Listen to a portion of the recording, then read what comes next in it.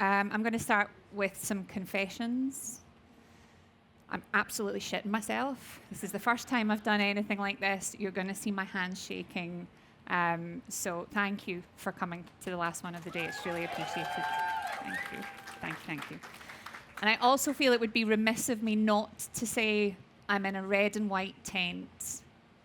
Harry Kane scored some really incredible goals last night. As a Scots person, is it too early to say that football's coming home? Certainly not coming to Scotland. We know that. But we like a party nonetheless. The things I'm going to talk about today are entirely my opinion. They're my opinion based on 25 years in recruiting and talent acquisition. I am not a marketeer. I am not a brand specialist. If that's what you're looking for, I hope you're not too disappointed. But I wanted to show you how over the last 25 years, as our kind of industry has continued to evolve, sometimes getting the basics right is all you really need. So, what do I mean when I say that your EVP is not your employer brand? And how do you get your organizations to become what I've classified a talent magnet? A lot of the last kind of 10 years of my career have been spent in the SME space. So what I'm talking about today is quite specific and quite kind of pointed into SME organizations who maybe don't have huge budgets. They maybe don't have an employer brand person in the talent team or in the HR team. So please just bear that in mind as we go. And you have heard about EVP and brand all day long. I want to send you home with a different problem. Something else to be thinking about next week. When you go back to work on Monday, I hope that there's a couple of things in here that you genuinely remember and will apply.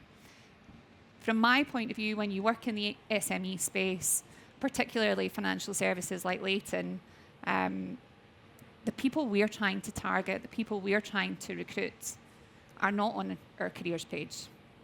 They're not looking at an EVP statement. They don't know what EVP means. They're very rarely active in the world of kind of recruitment. So the way to change that is in focusing in 4 moments, 4 conditions that you control. Doesn't need a budget, doesn't need a brand campaign. 4 moments, 4 conditions that are yours. So again, maybe controversially and juicy.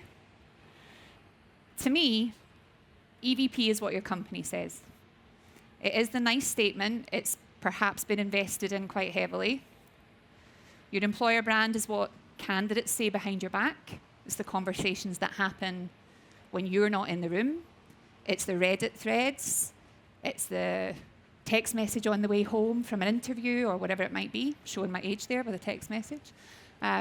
Being a talent magnet is what makes the right talent for your organization lean in to your business. So how do you tell them apart? I don't know about anyone else, and I am a very honest person. Maybe it's the Scottish. Like a spade's a spade to me. But there have been so many buzzwords in our industry over the last 5 years or so, I get a little bit lost in the lingo. So, EVP is the promise. It's the thing that we push out to the world about what we're going to offer and why we're such an amazing organization. It's something that a leadership team has sat with perhaps a specialist on. It's something that's been signed off. It's something that a marketing team has made look shiny and new. Employer brand is the bit behind the scenes. It's the bit that you can't influence. It's the reputation that sits underneath every action that you take in your role in talent acquisition.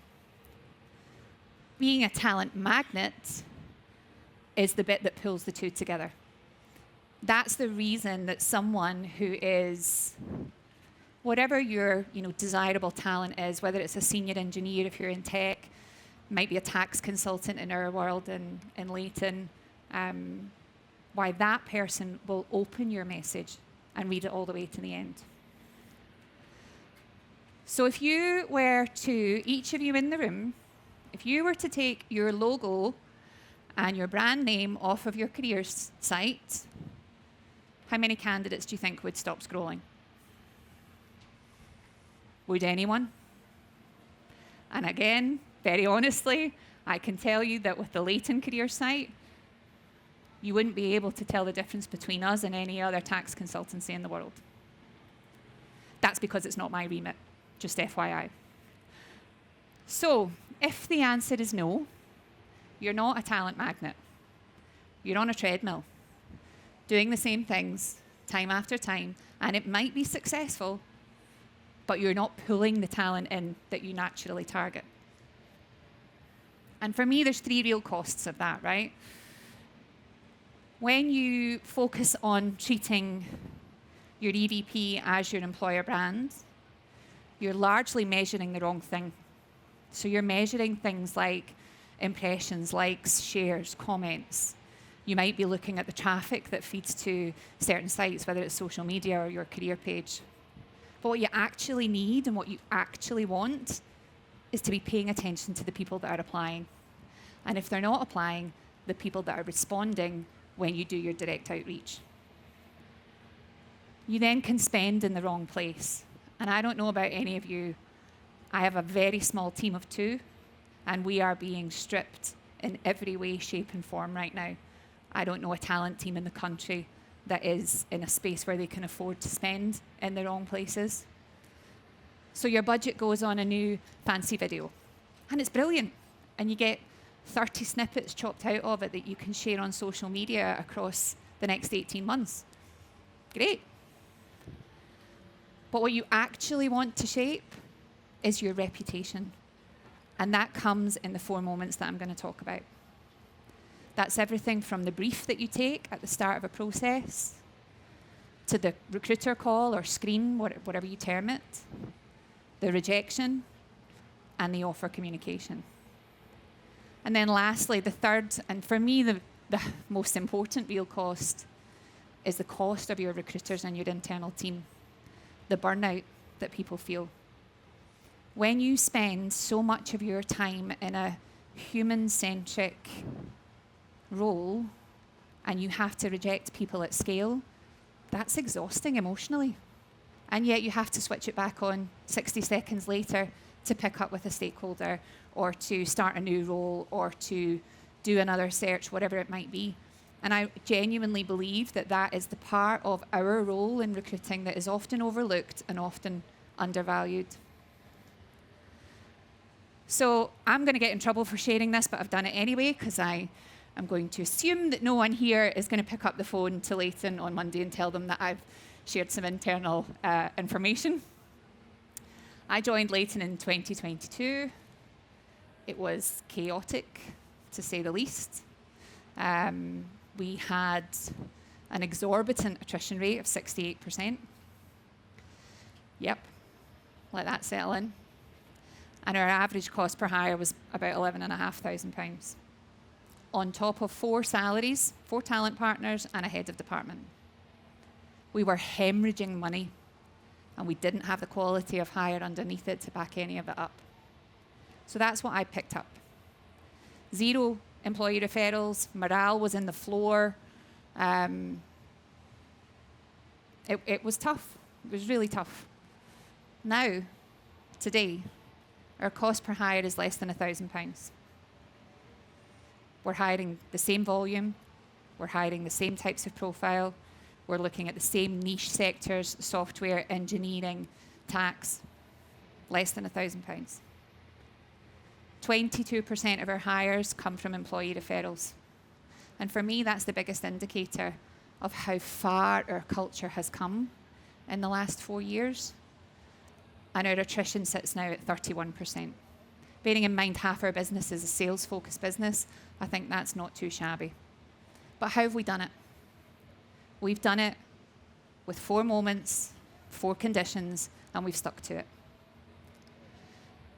So I'm going to push on to the 4 moments, none of which require a budget, all of which are in the palm of your hands to influence. And we're going to start with the first one, which is the brief. This is the very first piece of content, brand, however you want to phrase it, that a candidate will interact with, unknowingly for them. So I'll ask you this. Could a hiring manager in your organization describe a role, unscripted, in 90 seconds, with no variance? Could they honestly sit and tell you exactly what they need, exactly what they want in a quantifiable fashion in 90 seconds? Because I know our guys at Leighton couldn't. They couldn't. The before is what Finn, my colleague who's behind you, Finn and I have worked with for the last 4 years primarily. We just need somebody. We need somebody to manage that team, hit the KPIs, bring in the revenue. Cool story. But what changes when you really hammer in on the brief is a hiring manager who can say in one sentence exactly what they need. We had a real problem at Leighton, and if I'm honest, it can still appear, where when a role became open, we sat down, we did a brief. It's just too easy to say, just get me the same as what I've had all before. Get me another Joe Blogs, get me another Jemima Blogs, get me a somebody. They didn't want to take the time or understand the importance of taking the time to really look at not the person that's left, the need that we have right now. So when you can move that conversation to something like, we've lost a regional lead, they've gone to a competitor, the board kept overruling our decision making. We need to be able to address those issues, so this hire gets the final say. That's the conversation you then take to the candidates that you're actively targeting. And remember, what we're talking about here is not high volume hiring, it's the hiring that really takes the headhunting mindset that needs that direct source approach. Second moment is the recruiter call, or your screen, however you want to phrase it. This is 20 minutes that define whether someone's going to be an ambassador for your organization. Just think about that. Think about every interaction that you have. 20 minutes, and someone's going to decide whether they like you or not, and whether they like what you say about your company. They're going to decide whether they trust you, and therefore continue in a process. So the test then. Could a candidate repeat back in their own words what makes this role or this team or this opportunity different? I think a lot of the times when we are in our positions, you can trundle through the screens. You know what you're looking for. You're ticking things off. Yes, you're catching the skills. Yes, you're catching the behaviours. And then it's on to the next thing. But we really miss an opportunity to make more of an impact. A recruiter who can ask one real question that resonates with someone will send a lasting message to a candidate, regardless of whether they end up being hired. That's the power of the job you do. The third one is the rejection.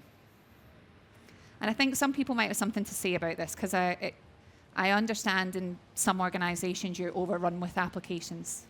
You need support in being able to get through high levels of rejection. And I'm not saying that everyone should get on the phone and do, the way we used to do it, of phoning people and giving them a rejection no matter what. But have you considered that a rejection is statistically your most read piece of employer brand content? Yep.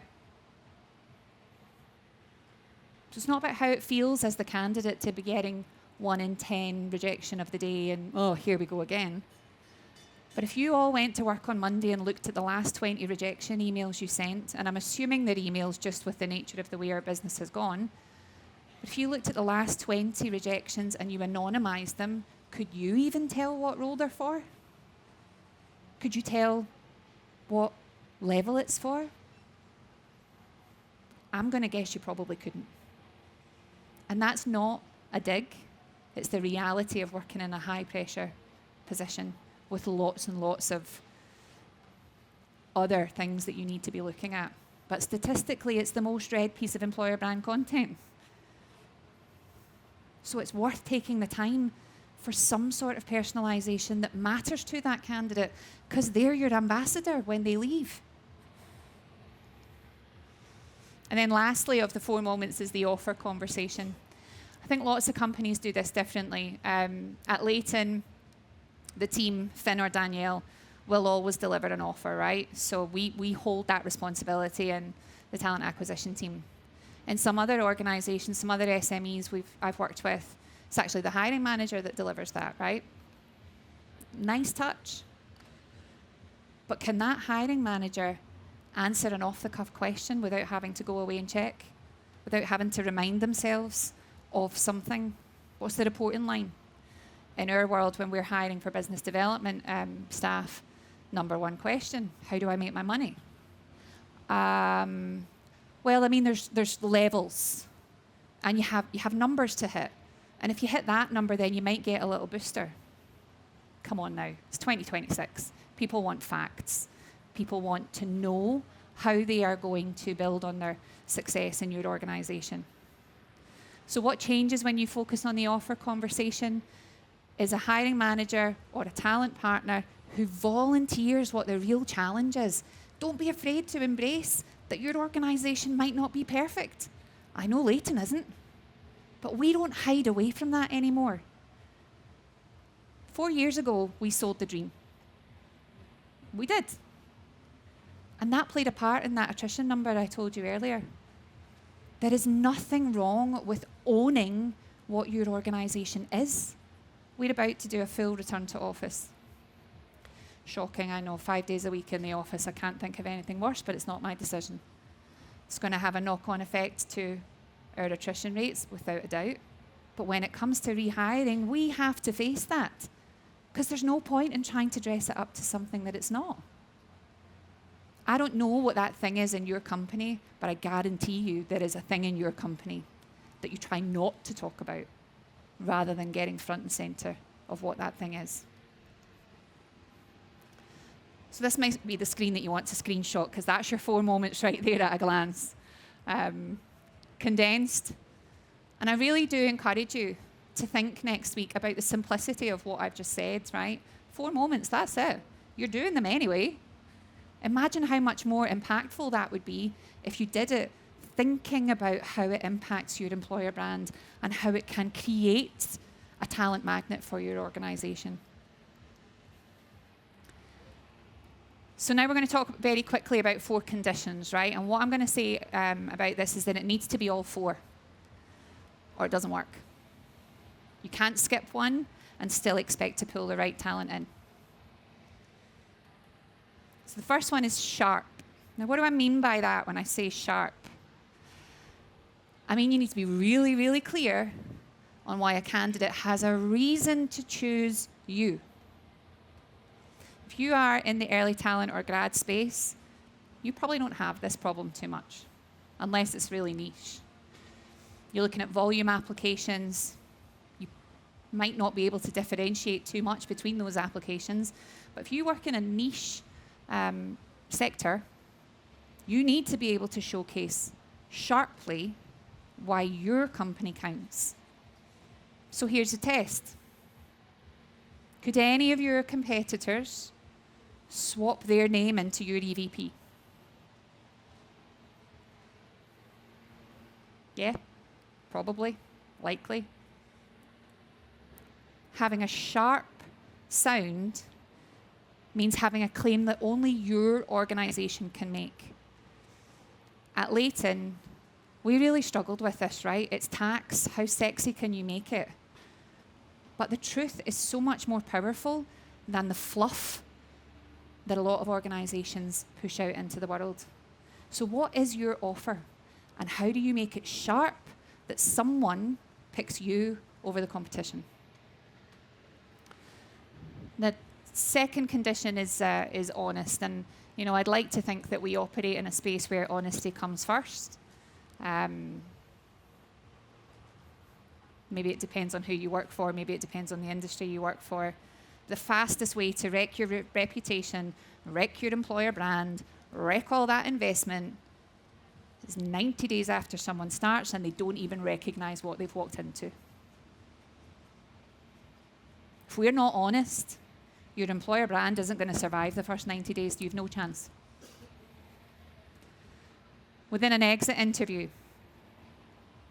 could a leaver describe anything about your EVP?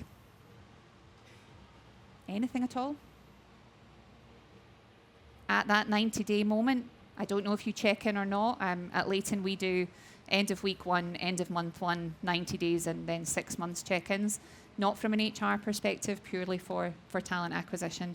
And we get an awful lot of insight from those conversations. So what does a new hire say at that 90-day point?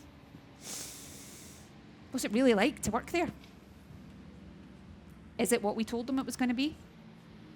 And then lastly, I've put the Glassdoor test. Glassdoor, being honest, is the bane of my life.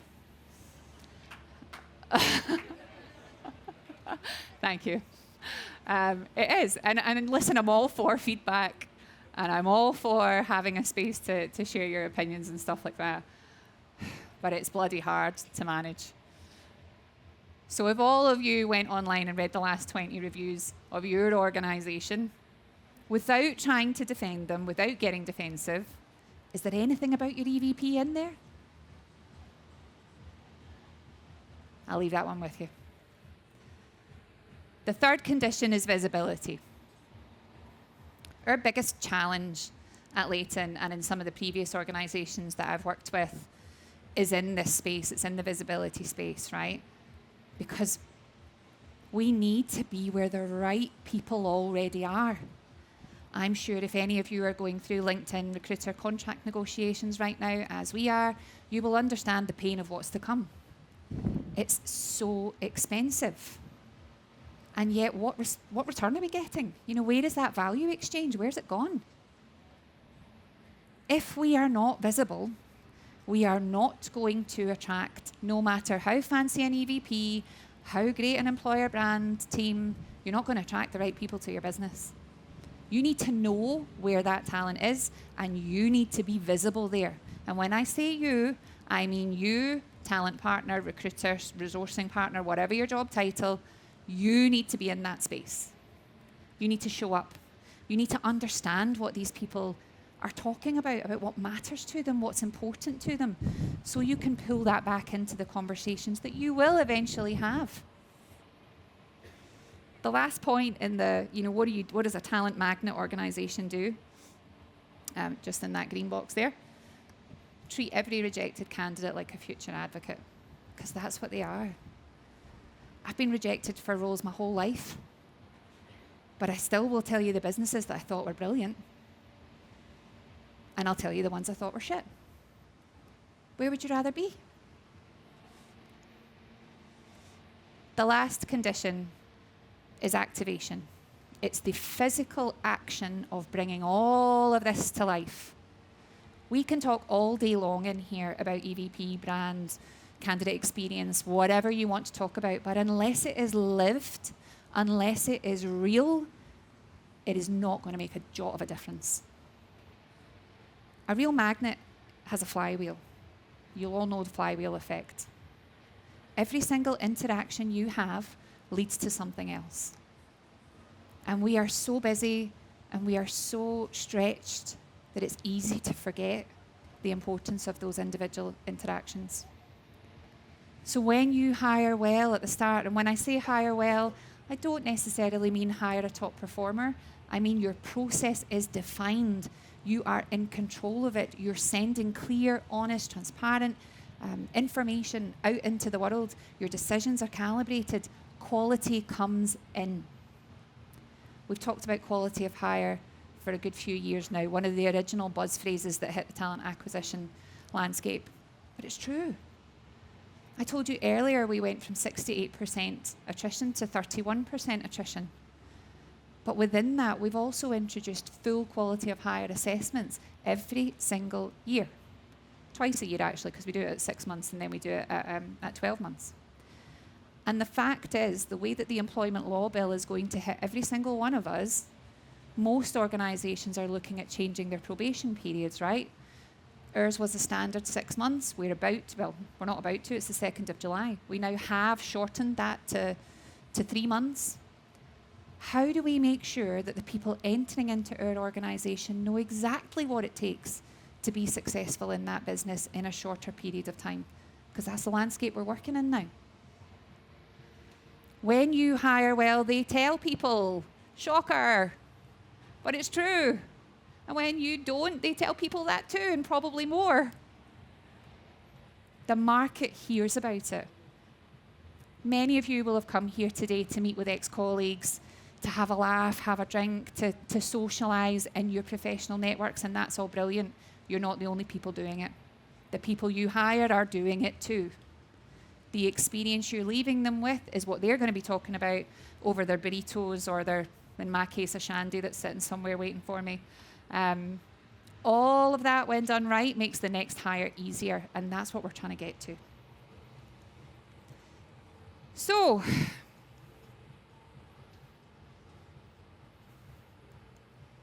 there we go.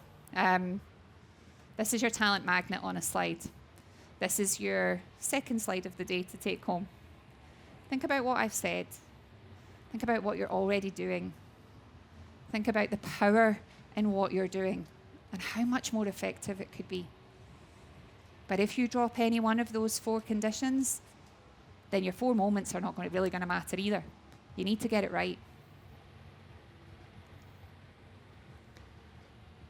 Maybe something that's difficult, maybe something that's a challenge in some organizations is about the measurement piece, right?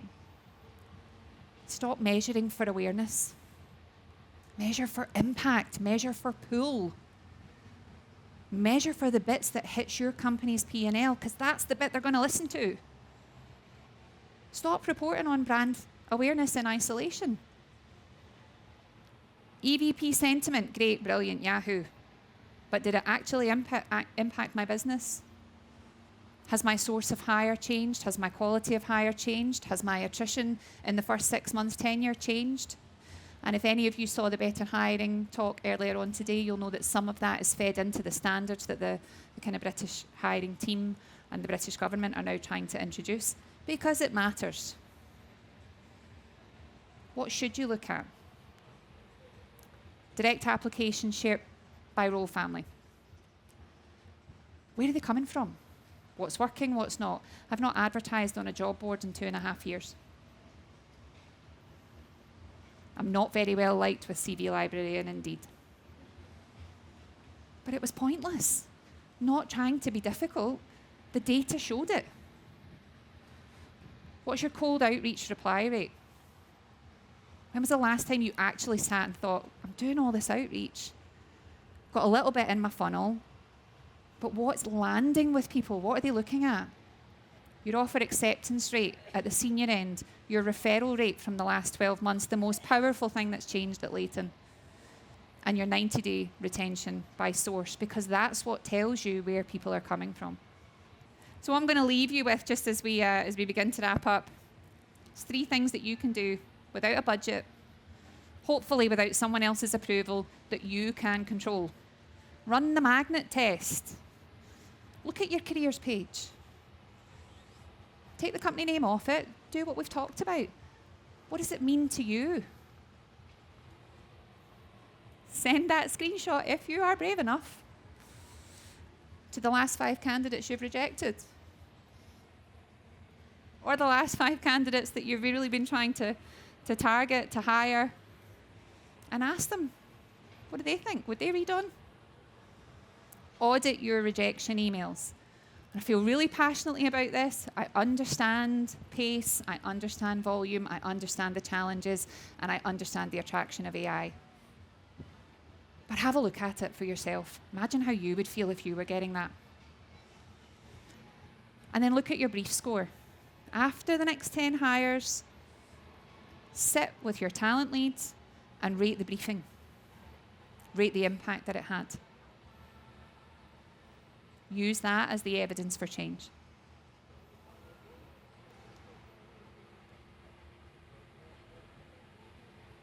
So I'm just going to leave you with, stop asking, what is our EVP? You don't know your EVP, then how on earth is anyone else going to know your EVP if you've got one? We don't have one at Leighton. Start asking what makes you a magnet. Start asking what you can do to make your organisation a magnet. And then watch how much easier your hiring process becomes. And that's me.